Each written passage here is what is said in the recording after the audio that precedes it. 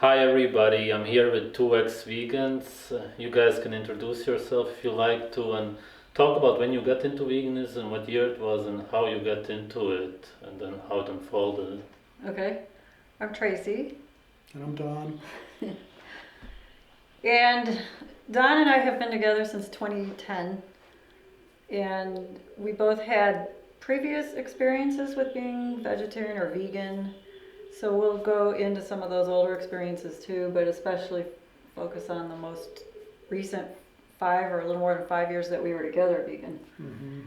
And I just want to say too that, like I was saying earlier, I grew up in the 60s in Chicago where people are pretty disconnected to their food source, but at the stores there was not this produce paradise that is what has, become or evolved to. So when we were growing up, we were still in a time period where there really wasn't the variety of plant foods that there is now. So it was quite different, and people still accepted eating, meat and drinking milk as part of a regular diet. So that is both our backgrounds, being from the Midwest especially. So, and anyway, you want to start first? Sure. So, my name's Don Matis, and have been, I have a history of experimenting with diet since I've been 18 years of age, and I'm 58 now, so 40 years of experimentation. And I started out back when I was around 20, roughly, was my first foray into eating a vegetarian diet. And not long after that, I got into a vegan approach through macrobiotics. And at that time, I was single. I didn't have much support for that. As Tracy said, where I lived was Ohio. That was vegetarianism was off the radar for most people at that time. We're talking about 1984, 85, something like that. So my first attempt at veganism lasted about 3 months, and I got sick. I mean, I couldn't eat enough food, and I had a lot of digestive problems. So I gave up, and I just was reading books, and I thought that I just did it wrong. I didn't have the support, I didn't have the knowledge that I needed in order to make it work. I ended up going back to eating fish and dairy products and sort of eating a semi-vegetarian diet. So I don't want to make this too long, but basically I did that kind of thing for about 30 years.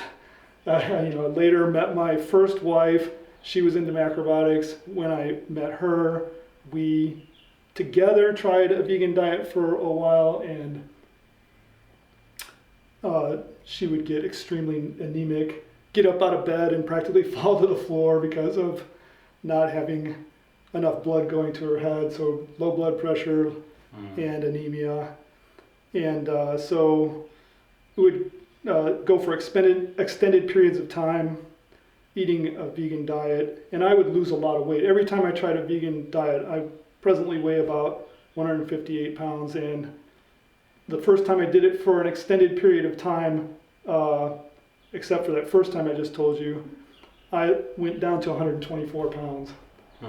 I just couldn't eat enough food to meet my physical activity expenditure. At the time I was working as a apprentice in a seaweed harvesting firm, and I was extremely physically active, and I couldn't eat enough plants to meet my energy requirement.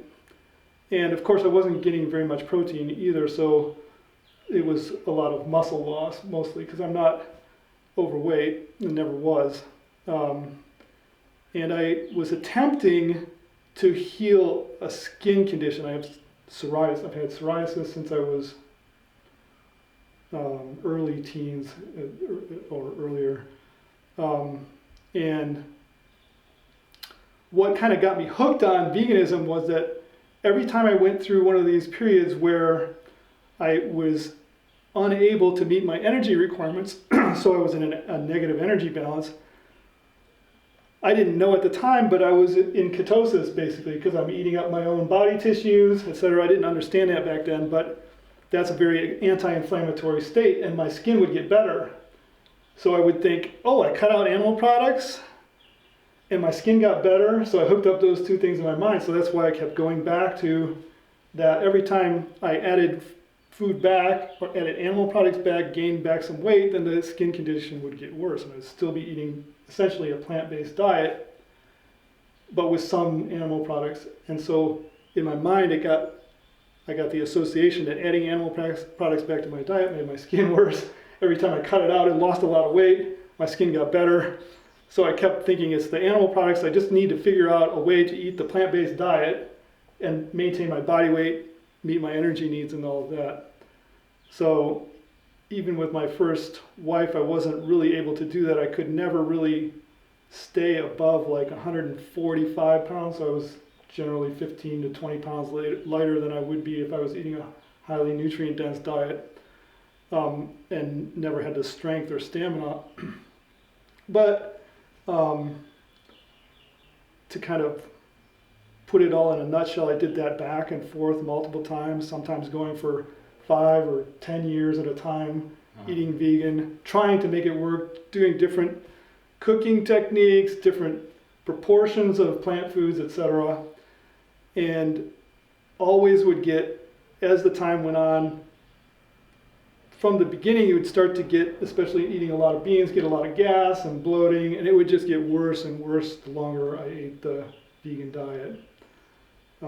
And the skin, as I said, would only get better if I was either starving myself or taking some either herbal medication or medication with it. So I was still trying to figure out how to make it work. For 1 year, I worked as a live-in macrobiotic cook. So I thought that was the year that was going to really work for me because I had the social support and I was doing all the cooking for other people and cooking all the right foods and all of that. And in that year, not only did my skin not get better, but by the end of the year, I was the ends of my fingertips, the heels of my feet, the ends of my toes, they were all cracking. And when I added goat milk and butter back to my diet, all that healed up very quickly. And then when I was about a year or two after I got married to my first wife, not only was my skin not getting better, I was kind of maintaining that lower but not optimal body weight around 140, 145. And still trying to figure out how to heal my skin. The psoriasis lesions actually started progressing and taking up a larger portion of my skin, and went to areas like my scalp that had never been on. So, as I said, I got that association made, so I kept going back and I kept thinking that it was the animal products, the fat, the protein, or something that was causing the skin to get worse, even though the skin didn't actually get better if I was in a sort of sustainable vegan diet. So then that went on until about 1990s, and then I learned about the paleo diet.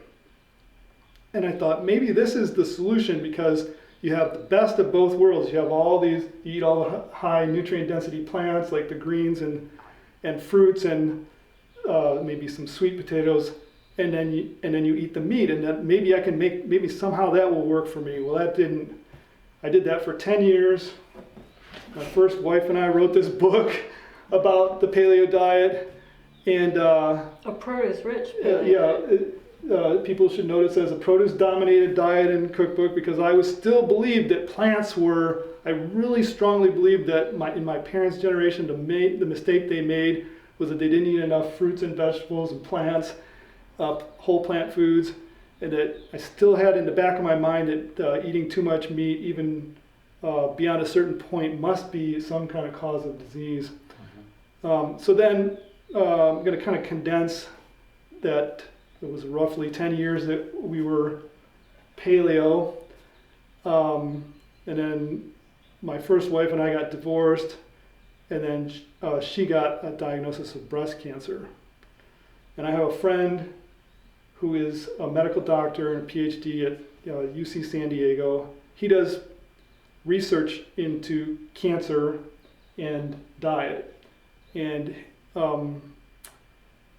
his focus is on prostate cancer, and his belief is that a plant-based diet, a whole foods plant-based diet, vegan diet, is the solution for cancer because of some experiences that he had.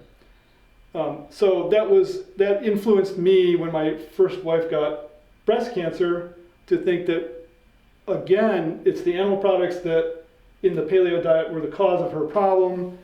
And so because I was having some prostatitis symptoms myself, and I have prostate cancer in my family, I was thinking, well, I don't want to go down that path that my first wife went down, so I'm going to go back to trying a vegan diet. And that was after I met Tracy. So we were together then, and that's when we started my last attempt at a vegan diet, and it is going to be the last for sure. It was 5.5 years, and it was in the end, I think the results were worse than what I had any of the previous attempts, even though I thought I had more knowledge and was going to be making it more successful. I think it actually turned out worse. Mm-hmm. So that brings us up to where Tracy and I met. So in my background, my dad was a very meat and potato, but he grew up during the Depression, so he would also eat spam and processed cheese and just a lot of junk. And he was 100 pounds overweight, and he had a minor heart attack when I was young. He smoked. He drank every day, so he was the epitome of unhealthy. And I wanted to be anything but him. We clashed in every way, and especially just values. And so, because when we would eat vegetables, sometimes it would be canned, and if we had rice, it would be, minute rice. My mom also has her little quirks, everything has to be quick and fast. So when I was a teen, I don't know, maybe high school, this place called the Heartland Cafe opened up in my neighborhood of Rogers Park, which was, not a place where there had been many restaurants yet or anything. So it was like literally a few blocks away, and my friends and I would go and hang out there. It was a cool, natural place, and they served all these huge salads with sprouts and seeds and cheese and like all this really great stuff, and you can go and get like, huevos, where you get the tortillas and the eggs and the bean of the day and brown rice, and cornbread and all these textures, real gritty whole grain bread were exciting to me at the time because it was not what we were eating in our family. We did not eat brown rice. We did not eat beans. We didn't have big salads with all these greens and sprouts. So I was really turned on to this kind of way of eating through this Heartland Cafe when I was young. And so off and on, I think I went vegan or vegetarian, and I can't even really say exactly because I just, like Don, always believed that vegetables were nature's pharmacy and they're the healthiest foods. And so I went through periods of time where I would just eat, vegetables, stir fries, maybe tempeh, tofu, and rice and whole grains. And I was on a mission to help people eat whole grains because I figured Americans don't eat whole grains, and I've heard studies say whole grains are good for you. And I just tried to write, I wrote 4 books on a macrobiotic vegan plant-based diet, and I thought I was going to be the one to help people make a whole food plant-based kind of macrobiotic style diet simple, because most macrobiotic people aren't very simple. And so off and on through the years, I would eat a vegetarian or mostly vegan diet. And then at one point I was living in Aspen, Colorado, which is 7,000 feet of elevation.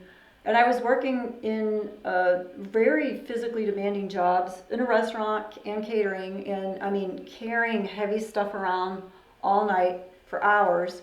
And I was trying to be vegetarian. And so, when we're working, we're not supposed to be eating. I had a really lifelong history with hypoglycemia. I was probably pre-diabetic and just never had it checked. But so trying to not eat meat and then run around all night and then not be able to eat, I started to have worse and worse hypoglycemia symptoms. So if I could sneak some bread or fries, that was the only thing I could. So then my diet started to be way less healthy than I would have liked. I always considered myself to be a healthy eater. Though I say that now in retrospect, I see all the ways that I wasn't. So we can go into denial. But the other thing that started to happen was I started to get really bad Raynaud's. So I was very active. I mountain biked up in the mountains. I was hiking 14,000 foot peaks all through Colorado. I mean, I was very physically active. My jobs were active. My lifestyle was active.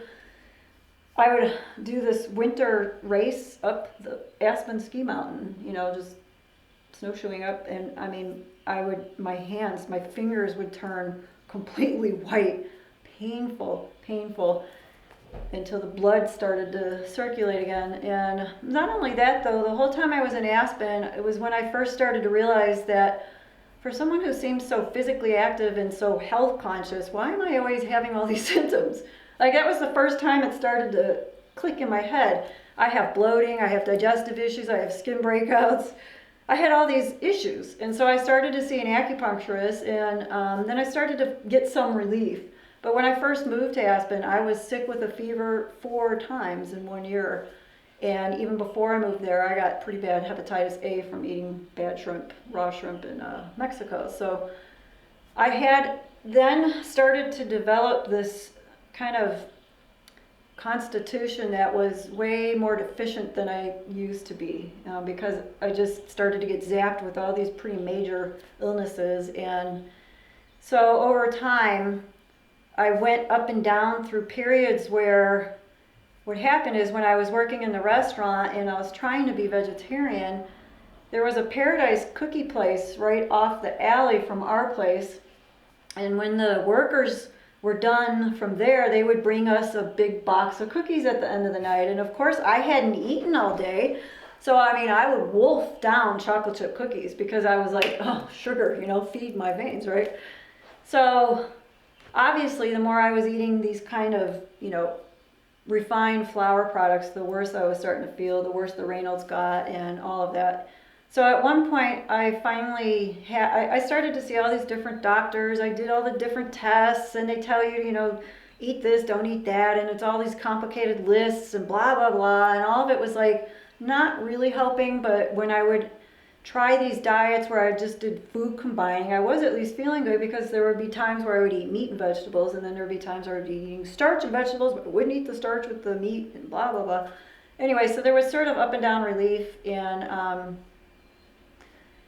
I think I just got so cold, and at that point I moved out of Aspen. I went to Santa Fe to start acupuncture school, and I was able at that time to get some great lamb shank bones and different things, and I would cook it all day in a crock pot, and I just started to warm myself up by just eating all this warm, really slow cooked food.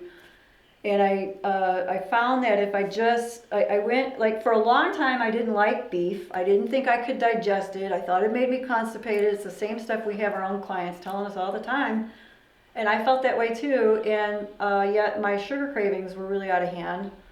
And I ate a lot of refined flour products like bagels. I would get whole grain bagels, but I would eat bagels and scones and all this. But then I would eat vegetables and whatever. So anyway, I just realized that I needed to eat the meat, and it helped me warm up, and it started to bring some life back into my system. But all along from that point, which was in the 90s to the early 2000s, that I was living in Aspen, and then I left to go to school, I just constantly had health issues and symptoms and things that I was trying to deal with.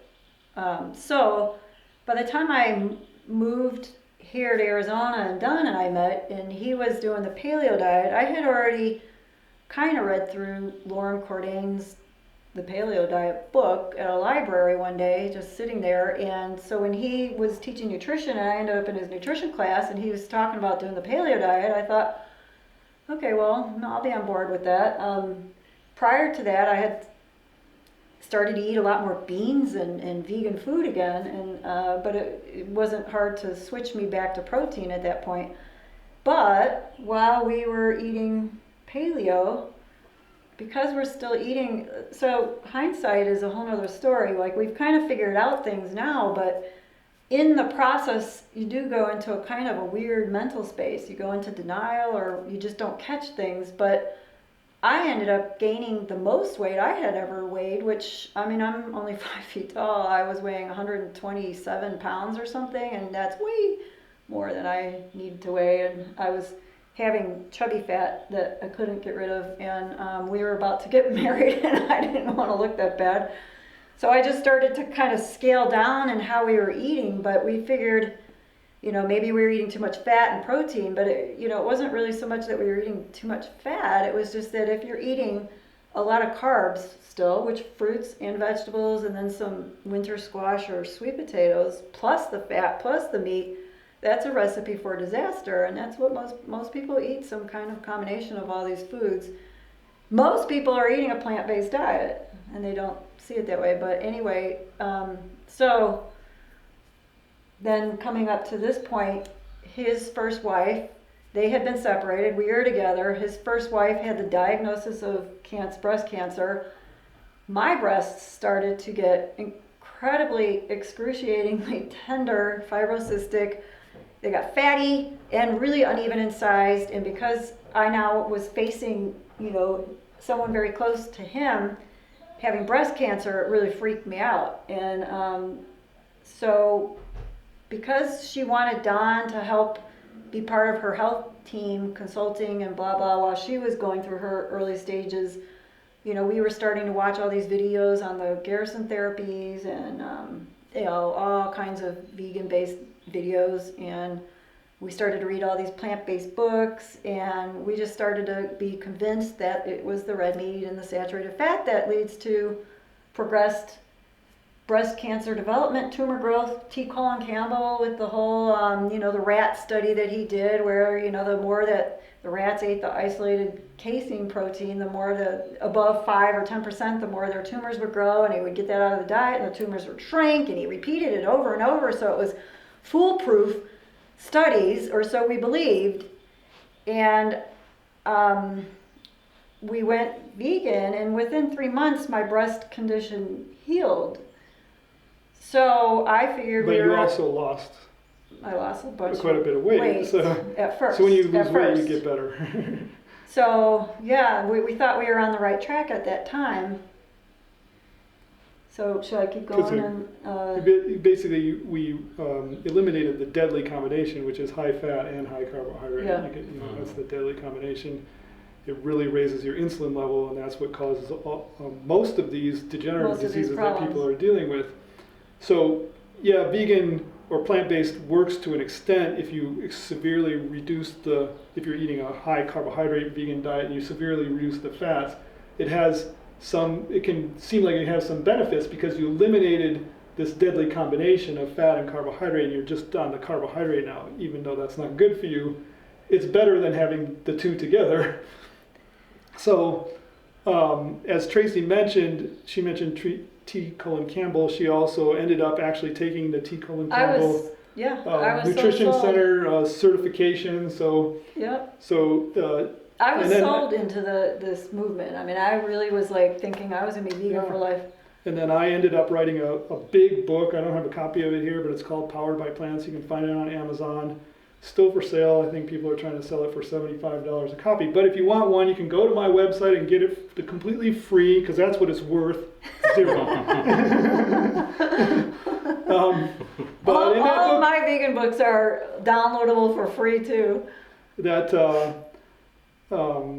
that book, I was so convinced at the time that plants were what we were supposed to eat that's what I tried in that book. I tried to marshal all the scientific evidence I could to quote unquote prove that humans are herbivores like chimpanzees.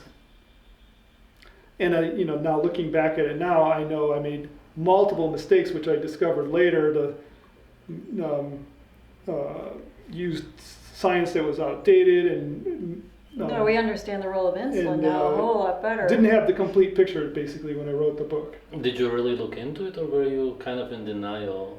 No, he did I immense did. research I did a long time. When he lot goes of to write research. something, he had like over 300 references. He was looking at it from an Anthropological anthropological standpoint. an evolutionary, a scientific, I mean, every which way. Yeah. He Well, did there's research. there's an anthropologist called, his name is Richard Wrangham, and his belief is that we evolve by eating starch, and so he was kind of the guy I followed for for that line of evidence. And he cites a lot of evidence, and I followed up his lines of research and tried to expand upon that.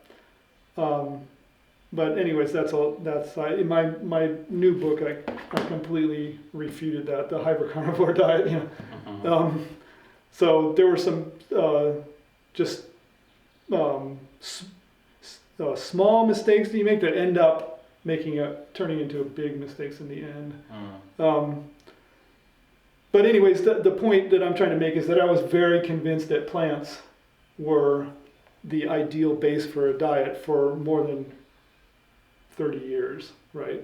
And I kept trying to make it work.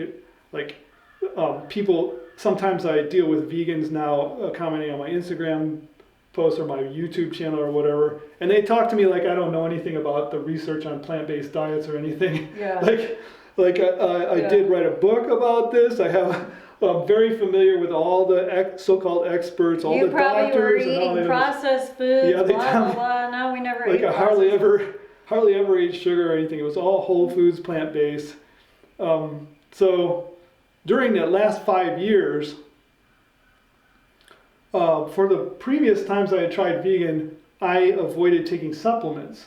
I didn't take supplements because I thought it should be that you can eat a vegan diet without taking supplements if that's the way we're designed to eat. But then I came to the rationalization, I guess, that all the food supply has been modified, and therefore, if we were in the ideal circumstances, we wouldn't need to use supplements. But since we live in a modern society, we have to use supplements in order to make this diet that is our natural diet work, believing that the vegan diet was our natural diet.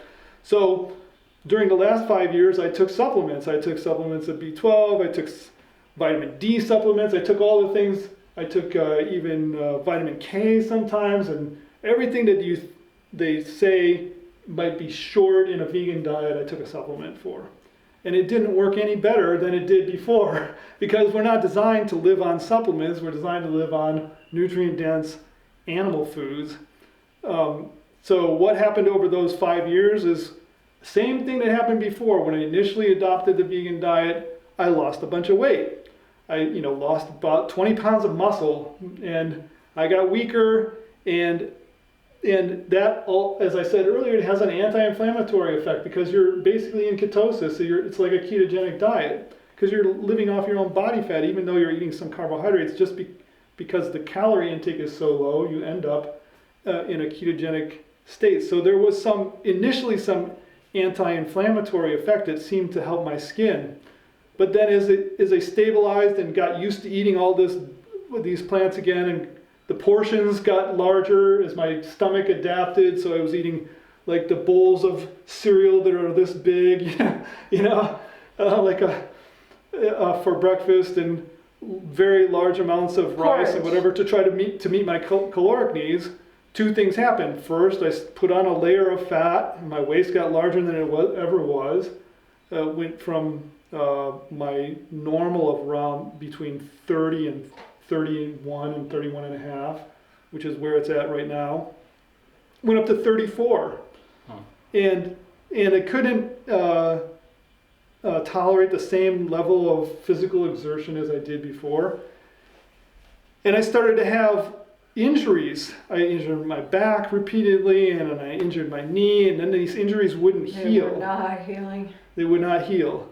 The last injury that I got that really kind of was like one of the straws that broke the camel's back, that made me finally decide this vegan diet is not working, was I injured my knee, and it took, even after 18 months on a vegan diet, it didn't heal.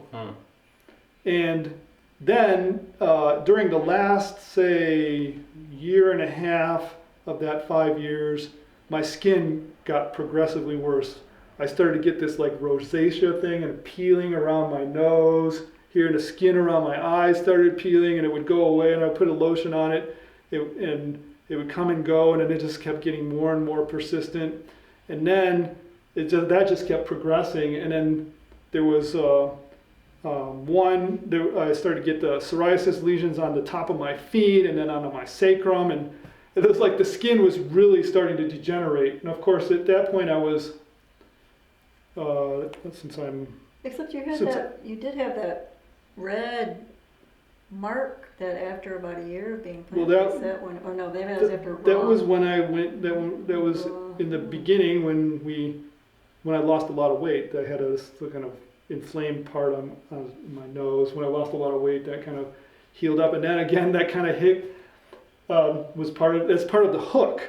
I see of the plant-based diet is that you go into this catabolic state and you become you go into ketosis, and when you're in this catabolic state, a lot of things that are inflammatory conditions seem to heal up. But then when you stabilize and stop losing weight, then these other things start to creep back in because you're no longer in that weight loss state.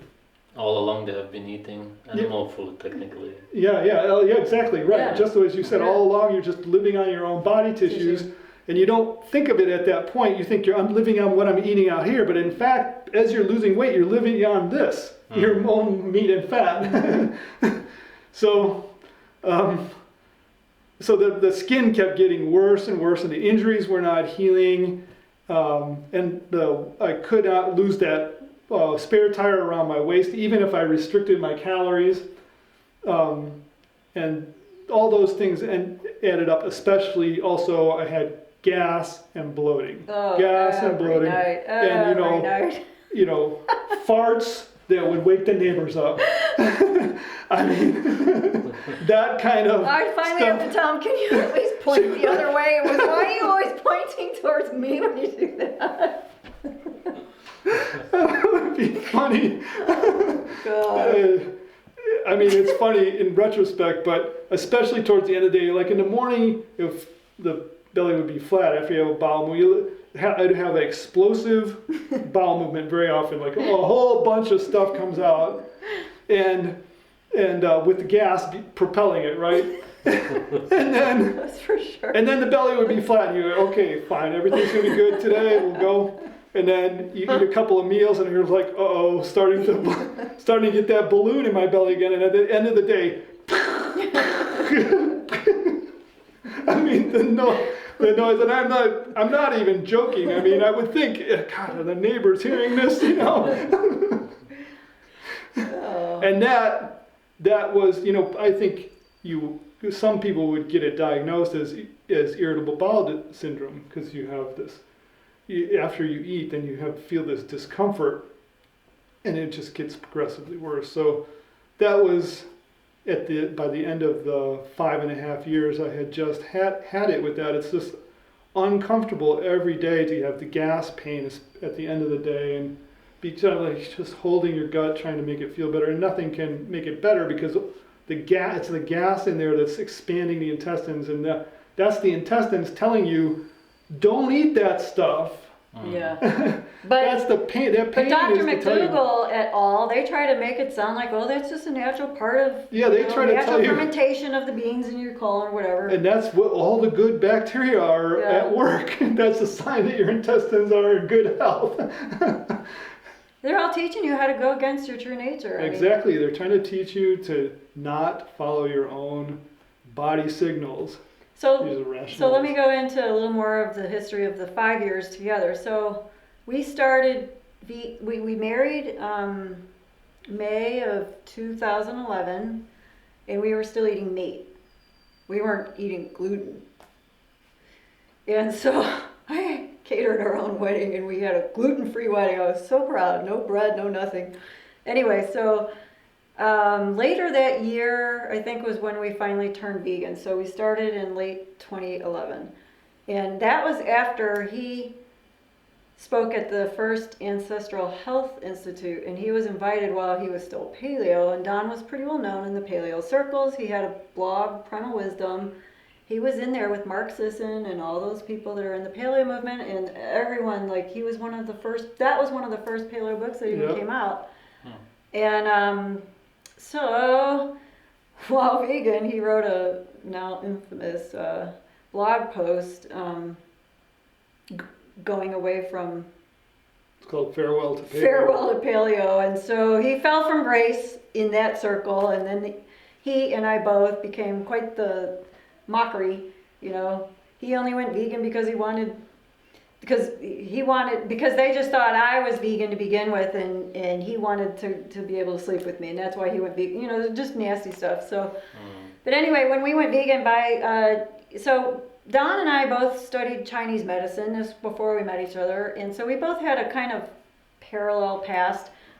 He was way more involved in macrobiotic movement, but I found out about macrobiotics for the first time in like end of the 80s, beginning of the 90s. I was living in Grass Valley, California, and I came across this book written by Christina Turner, who lives there, and it was how to heal your moods based on the energies of food. So you can eat different types of grains and beans to balance your moods and blah, blah. And I thought, well, that's pretty cool. And, she had all these drawings of pots of beans cooking. And so this stuff still really enticed me. And I found it to be just very fascinating, the way that they approached. And they don't claim to be vegan per se, so you can eat fish or whatever if you want. But anyway, so when we started vegan, we were kind of automatically kind of doing more of a macrobiotic style, so it'll be more starch based and vegetables, lots of vegetables, seaweeds, and but I was still having symptoms and issues and low blood sugar issues and Constipation. I was eating all this fiber, but I had constipation. I had probably irritable bowel related because I'd be constipated. Then I would maybe eat a bunch of fiber and drink, liters full of water. And so I'd reach this point where it would all finally just push out.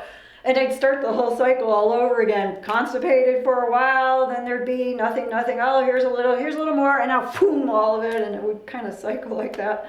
And she would complain about the kangaroo pouch. My kangaroo pouch. I could not lose the lower belly fat at all. But it wasn't just belly fat, it was the, Pooching, all that undigested out. plant material in the intestines. Yeah. Right. So I was still trying to improve my health and vitality, and we just started.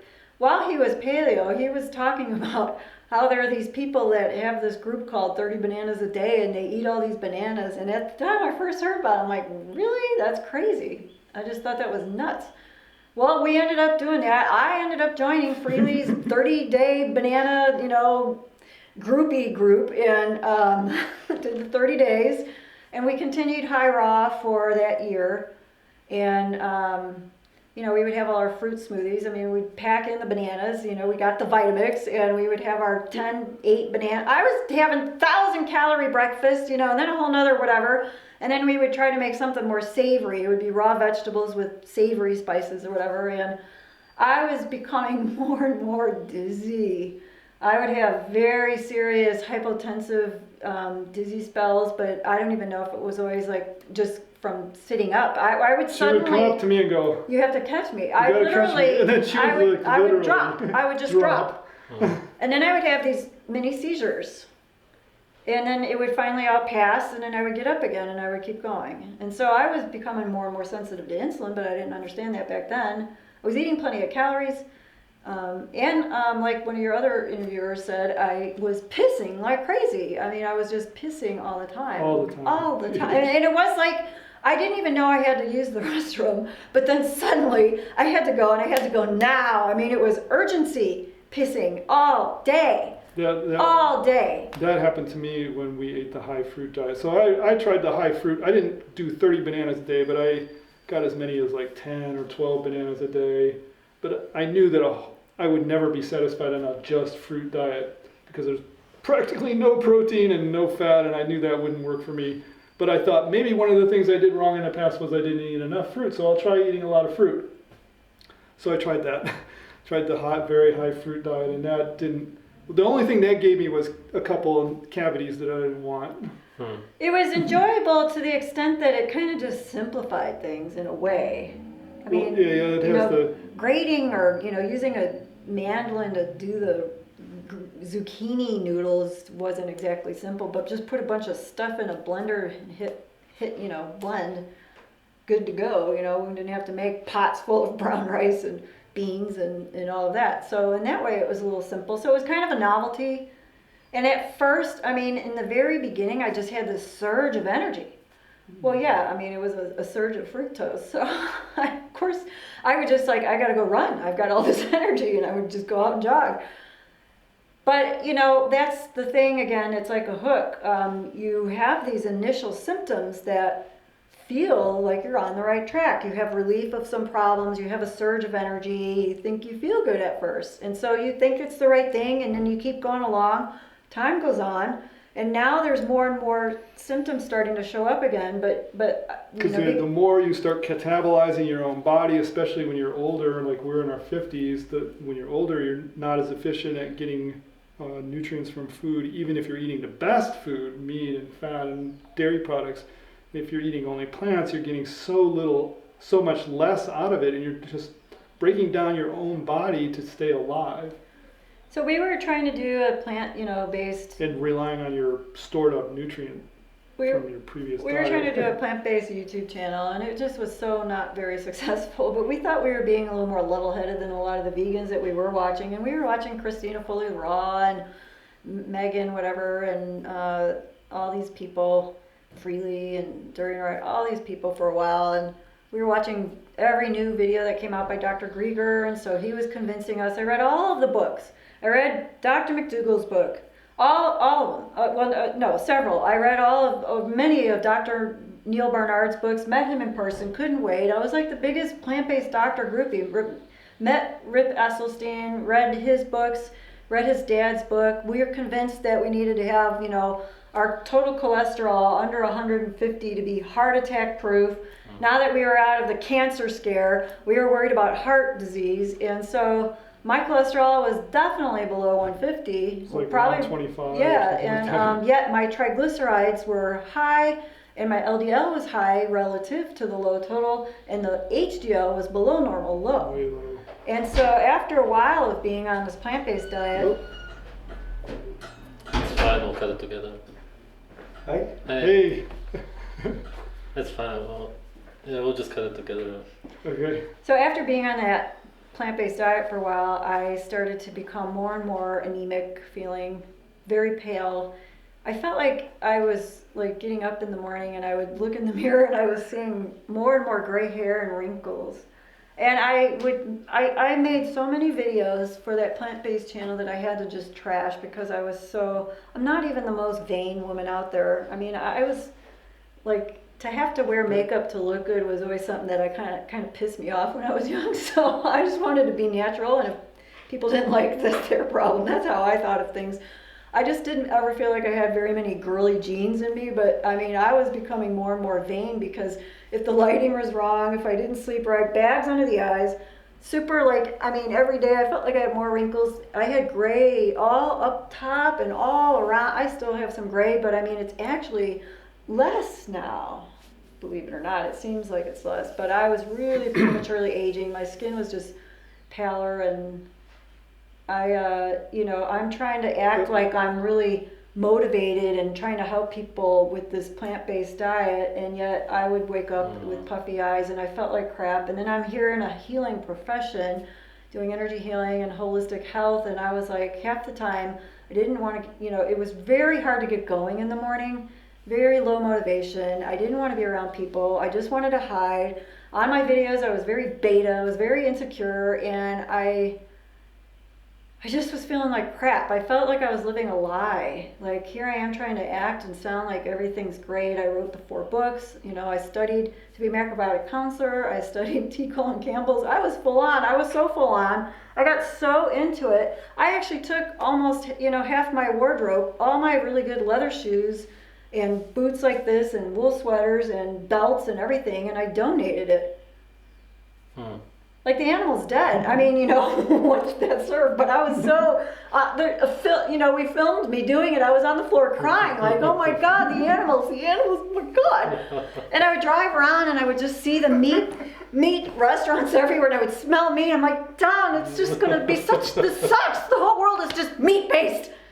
And they're not meat-based, not really. But I was just panicking, like all these other vegans. So when the vegans come to my channel now and say I didn't do the diet right, and I never was vegan because I didn't do it for the animals, it's like, no, you're wrong. We did the vegan diet every which way. We did higher protein and a little bit moderate high fat. We did very low fat, high fruit, vegetables. We did raw, we did cooked, we did it all.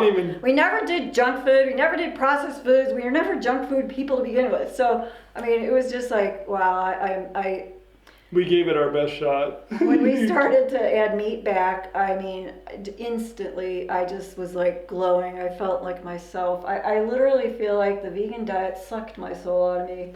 When you had those health issues, why do you think you didn't tell anybody in the video? So, what do you think made you be quiet about it? Well, so I'm a hypnotherapist. I've studied a thing or two about the mind. I actually am someone that has had a plethora of emotional issues and serious stress and challenge in my life. Okay, so I know I look older than I should really for how well I thought I took care of myself. But half the time I was thinking I was doing the right thing, I wasn't. And so what happens is the mind likes to be right, for one thing. And for another thing, we try to avoid pain and discomfort. And so I was wanting to believe. I really wasn't trying to lie or hide. I really was so in my heart thinking it was wrong to eat animals that I wanted it to work. But I have to tell you... And also I think you think, well, it's just something, I just need to tweak something, right? Yeah, you There's just keep something, tweaking. There's something I need to tweak. We did farming diet, we did starch diet, macrobiotic diet, raw diet. Every single winter I got super sick. One winter I ended up having like the chicken pox or something. I mean, that was when I were high raw. So I think all that fruit-based stuff, and of course the macrobiotic people, you want to believe, oh, it's a good thing, it's cleanse. You're just pushing out all the toxins. No, I was sick because my body was eating itself. I was skinny fat, chubby-ish, and I mean, I actually got fatter on the fruit diet, and my fibrocystic breast tenderness came back on the all raw diet. So then I was like, oh, so it wasn't the animal foods. It wasn't as bad, but I realized it wasn't the animal foods in itself. It came back while eating high raw, and so I was like, It's like an example when I was, during that last 5 years that we were vegan, I went through a period where I ate a lot of sunflower seeds, and I got this rash on my belly. So I just thought, well, it's just sunflower seeds, So I'm just sensitive to sunflower seeds. You don't think I didn't think at that time it's the whole diet is wrong, and this is just adding an insult to already an injury. I think the one thing that Tracy said is also, especially in the so-called holistic plant-based realm, there's an idea of the detoxification reaction. So all your symptoms can be declared, detox. I'm detoxing, rather than it's something wrong with the diet. Oh, you're finally detoxing. I'm sick, but this is good. Yeah, exactly. Your sickness has turned into something that's positive. I mean, I had major sickness every winter, chills, fever, the whole works, and then breaking out all over the torso, itchy as crazy, like mumps or chicken, whatever the heck it was, one of those kind of things. And then it would roll into allergy season. So basically, from about the holidays until April, we felt like crap because the allergies are horrible around here, and so far, I don't know how this season will go, but I mean, it wasn't as bad last season. Hopefully it's even better this season, but it's things are in bloom all year here, so it's hard to avoid. It's one of the states of the highest level of allergies now, even though it used to be the opposite. So yeah, I didn't. It's just you go into a kind of denial. You want to be right. You want to feel like what you're doing is the right thing, and you're putting yourself out there, and you're trying to be the right example. So you feel like you have to hide what's not working. Well, and I want to add one other thing, and I think that is that we've learned to evaluate our health based on what our blood test says rather than what our symptoms are. So if your blood cholesterol is 125, it's under the magic 150. Yeah, didn't have to worry about it. Then you're healthy, even if you got a bunch of symptoms, your skin's breaking out and all of that.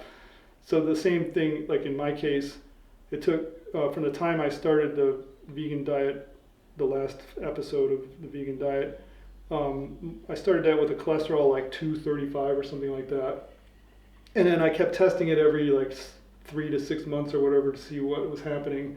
Because I was aiming for that so-called heart attack proof range, thinking that if I tracked my cholesterol and I got my cholesterol under 150, that's when all the magic would happen. Because if I'm going to be heart attack proof, I'll be psoriasis proof and everything else proof, right? And so until I get to that point, I can't really expect anything. Everything will be like just adjustments, right?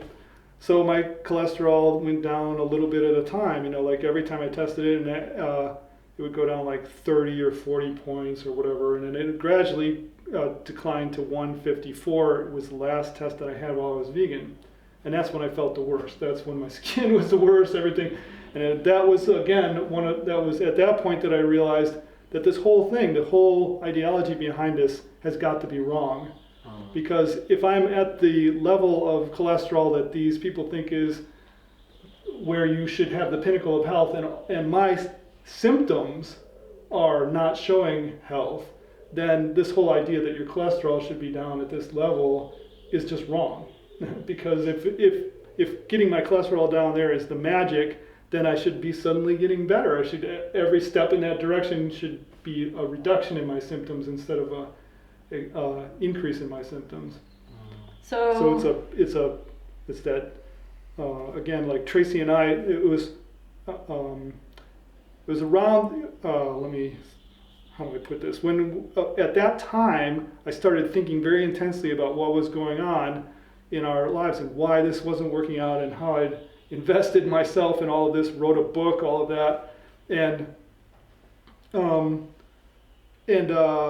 kind of to cut the story a little bit short, it was in the spring of 2016, or was it 2016, I think, or I can't remember right now. When we started at Animal Foods? Before we started at Animal Foods, we're sitting in this office. We were having lunch, and lunch was a bowl, big lunch box full of rice, greens and beans. Greens and beans, right? My little moniker, greens, and beans. And I was sitting there, and I had been, because I try to, like, this is just who I am.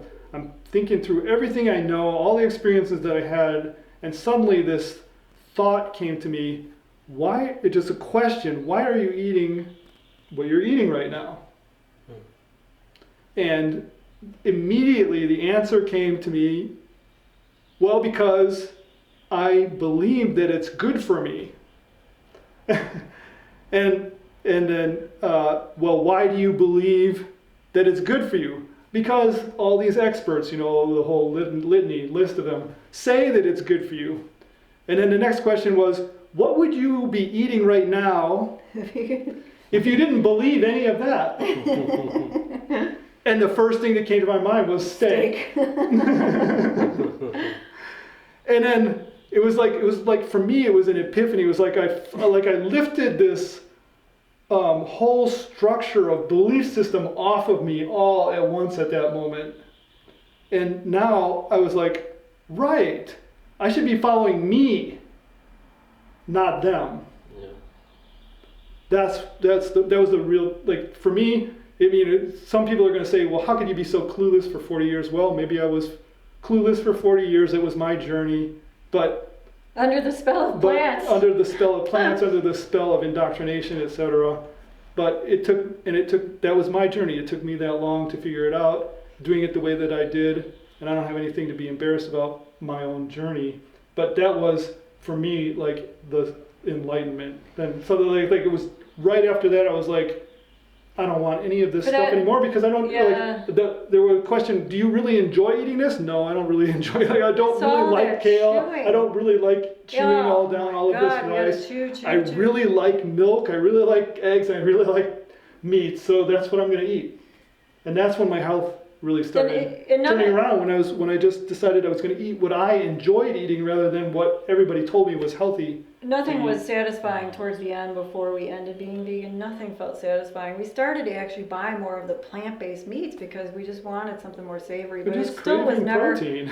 Yeah, we were craving protein. So we started to add the protein back in the spring of 2017, and then by May, we started a low-carb, kind of more keto challenge, and we just kind of kept backing off on all the And the more produce, and the more that we did, the more his psoriasis improved. So we kept at it. We the first time finally in 40 years I'd ever seen any of those lesions improve without losing a lot of weight, without losing a lot of strength.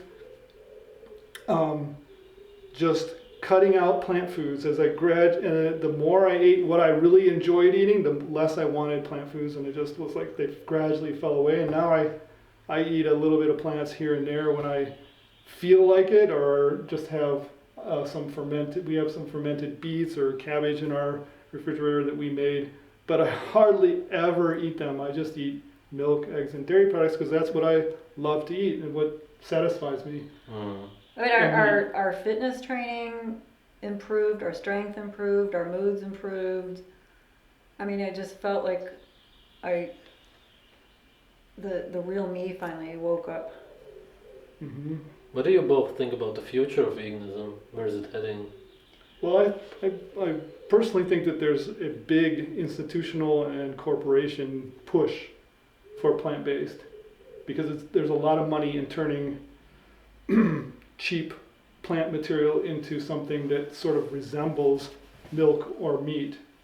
So I think there's going to be a big commercial and on the level of political push for for plant-based diets. Yeah, I mean, because we talked And about there's it. the whole so-called global warming scare and all of that, and they're going to use that to try to Yeah. push people into eating more and more plant-based.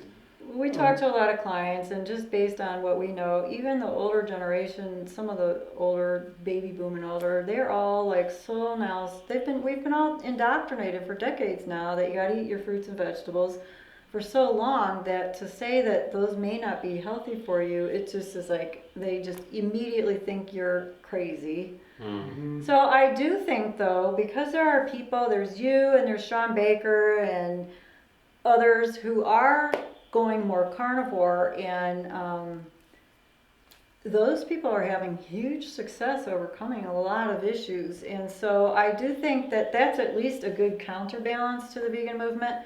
The vegan movement's definitely getting pushed. There's an agenda to push it, and so it's going to keep growing. People are going to keep thinking that they shouldn't eat meat and they should eat their vegetables and fruit, and everywhere I go now, that's all I hear people say. And the oddest thing is that when I was growing up, I was the only one that was into eating all these green vegetables. I didn't think restaurants ever served enough. I would eat the parsley garnish off of people's plates just to get something green. My life wasn't complete unless I had green foods in my system. I mean, we were eating a bunch of kale, plus a whole plethora of other vegetables every day. I could care less if I never, in fact, the thought of eating kale just is like, ugh. Bleh. Don't even bring it near me. We sold our Vitamix. We're like, we don't even want this. Get it out of here. We're trying to sell the Soya Joy. We were making our own milk and everything. It's like, ugh. Done. So anyways, it looks like there's going to be, to me, it looks like there's going to be a cultural push in that direction, trying to get people to eat more and more plant-based. Especially the more successful this more carnivore movement is, they're going to push even harder. But I think in the long term, It'll fall doomed. It's apart. doomed because It's not sustainable. People can't thrive on it. You have all these elderly people, the likelihood of their getting dementia or Alzheimer's is super high, 1 and 2, after a certain age. And it's because your brain doesn't really process glucose as efficiently. And so many of these elderly people, they don't eat meat, they don't think they should, and they don't digest it anymore. Well, they don't produce as much hydrochloric acid. And so the more you don't eat animal foods, the more your body kind of self-regulates, and then you stop producing the enzymes you need to make it digestible. But also people don't realize that when they say something like, I don't digest meat, blah, blah, they're not, what's the whole context of your diet? Because if you're eating it with all this bread and all this other fat and all this stuff, well, yeah, that might be a pretty bad combination. So the only way you really know, you can say an all meat diet is extreme, but the only way you really know how you're going to feel and or how some of these foods you believe are super healthy for you and are benign, superheroes, are to not eat any of them for at least a month, few months. Get it out of your diet. You can add them back, but you aren't really going to know how they're affecting you until you get them out of your diet.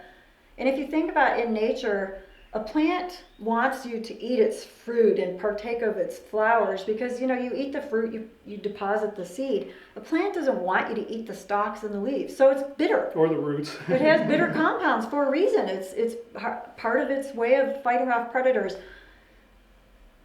These plant-based foods, by and large, are hybridized, and they're really just not these superheroes that everyone thinks. The natural plants are way more bitter, so you can't eat them at all. Nobody in nature would do that. Yeah, Well, right. you gotta, Whereas the cultivated ones are not as bitter, so you Yeah. still get the poison, but it's not that poison, right, so you still so you eat don't some notice of it. it. Yeah. So you don't notice it. Right. And you're just so acclimated. Yeah. You don't know that all these but see, people people have all these symptoms, but they're not hooking it up, right? They refuse to think that their clean diet is the problem. All the vegetables they're eating, they think is healthy. They can't even imagine not eating them. I mean, people are by and large addicted to carbs. They're not really addicted to the animal foods. Most True. people aren't. Most people are eating a predominantly plant-based diet. Yeah. Do you both regret these years of veganism, vegetarianism? Oh. We had a lot of regret. I mean, I'm 50, I'll be 56 soon, and so for that diet to just so age me, and oh man, I was already trying so hard for so many of my years of my life to improve my health and have a sense of vitality, which I thought was my natural birthright. The thing is, when I was younger, I thought I was an odd case, that just wasn't well all the time, and I now see how it's pretty much everyone. There's very few people who aren't on meds or overweight or sick or in pain or something. I mean, I had ongoing joint pain and all these things that completely went away once we got off the plants. Tendinitis that would never heal. We would try to train all the time. We were working out hard, but I hardly noticed the results. And I just always had tendinitis limiting my progress. So, yeah, I don't know. Yeah, I would rather have not done it that way.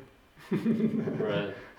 Yeah. I wished Except, that at the age of 20, someone could have bestowed on me the piece of enlightenment yeah. that I had in the office in 20, whatever it was. Except that when vegans come and make nasty comments on my channel, I know it's like, you can talk all you want about everything that you're saying, and I know from direct experience what that diet did to me. So without that direct experience, maybe I would still end up being convinced at some point that I should eat more this or that. Yeah, I think that's the So it gives you kind of power. That's the lemonade out of the lemons, is that like nobody can tell me I didn't try. I didn't try it. I didn't have the right do it the right way or anything. I did it pretty much every way you can do it that would be reasonable, and so in that way I'm a highly informed meat eater. Right.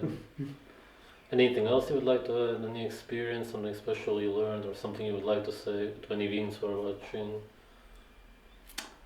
Well, to any vegans that are watching, don't go vegan. Ungo vegan. What can you say? Yeah. Because in the long term, your health will suffer for it. You are going to, depending on the individual, depending on your previous diet, how many nutrients you have stored up from your previous diet, you'll last more or less time on the diet. If you had a very nutrient dense diet before, you might go even 10 or 15 years before you start to crash. But if you had a very nutrient poor, it might be only a year or even a few months before you crash. But you're going to crash because your body can only recycle and conserve stored nutrients for a certain period of time before they run out. So that's that's the illusion that it comes from that diet, is that because you feel good now, you think you're going to feel good forever, but because you're relying on stored nutrients, especially like vitamin A and iron and zinc, those things that are recycled and stored in the body to some extent, eventually you gradually lose those and you dip below the threshold. That's when you start to see things happen. So a lot of people think they're fine and then they crash.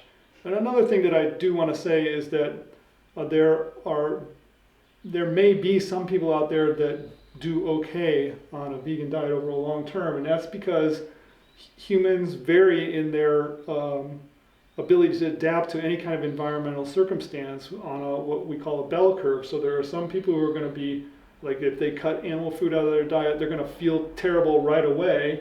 And then there are some people who, when they cut animal food out of their diet, it might take 20 years before they feel poor. And those are the people, those people that are more efficient at using plant foods, etc. They're the ones that are the leaders in the plant-based movement. You know, they do good enough for their own purposes that they can go for a long period of time. And they make the error of thinking that because it works for me, it works for everybody. But that's like somebody who's a star in NBA basketball saying, since I can be a basketball star, everybody can. No, that's not the case, because you're a basketball star because you have certain genetic gifts. You have a height and agility and all of that stuff that came from your genetics, and the same thing goes for adapting to a plant-based diet. I want to say that I know this is going to sound crazy, and unless you've been through this process, you're not going to get it, but vegans think that they're very compassionate about animals, but I don't really know what they're really doing about it. I mean, what was my having a meltdown and crying and donating everything, like, what good did that do, really? I've never felt so much more connected with who I really am than since going carnivore, because I felt now more connected to the whole process of life. Nature isn't all unicorns and rainbows. Death is part of life, and it's part of the whole cycle of life. And, you know, cows, actually, if they're raised properly, they produce this gold fertilizer to farmers. It's gold, and all the animals interact. The chickens come up behind them and they eat, you know, the bugs or whatever out of the poop of the cows, and it gives carbon back to the soils.